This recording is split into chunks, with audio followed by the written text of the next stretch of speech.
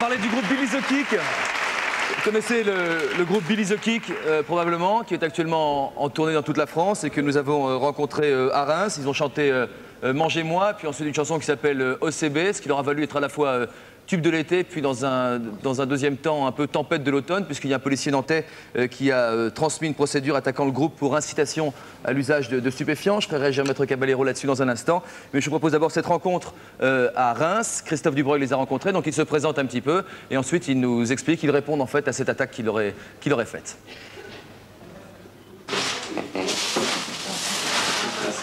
Bon, moi c'est Billy the Kick, killer psychédélique. Le problème c'est effectivement que pour trouver du cannabis, il faut aller chez des dealers qui effectivement vont vendre des drogues dures, quoi. Et là c'est très grave effectivement d'obliger des jeunes qui veulent découvrir ça à devoir se fréquenter un milieu plus ou moins malsain, quoi. Si c'était légalisé, c'est sûr qu'il n'y aurait plus ce problème-là, quoi. Moi c'est Monsieur Bing, l'homme à la tête de simple. Il y a un bon exemple, c'est la Hollande par rapport aux drogues douces et au cannabis. C'est vrai qu'ils permettent aux gens de consommer et d'acheter librement. Et ils contrôlent, et l'État je pense en tire un très bon profit, ils contrôlent effectivement le trafic, quoi.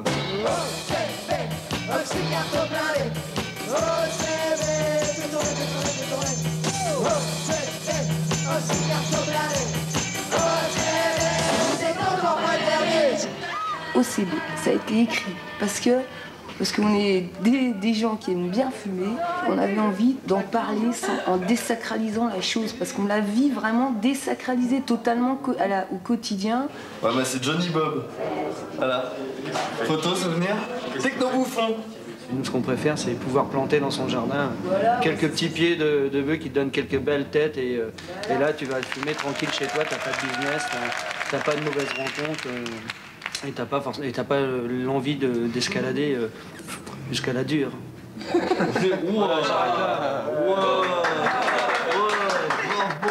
Agent très spécial envoyé de l'inspecteur Gadget Secret Laboratory. Ok, t'as compris?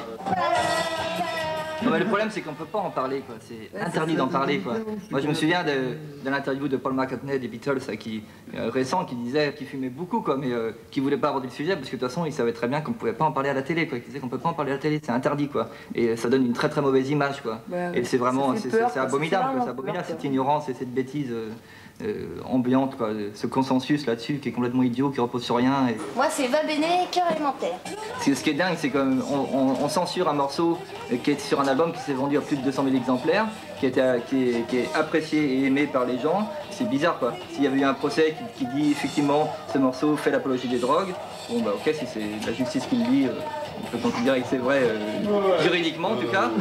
Dans ce cas-là, ok. Mais là c'est de la censure pure et simple, c'est tout.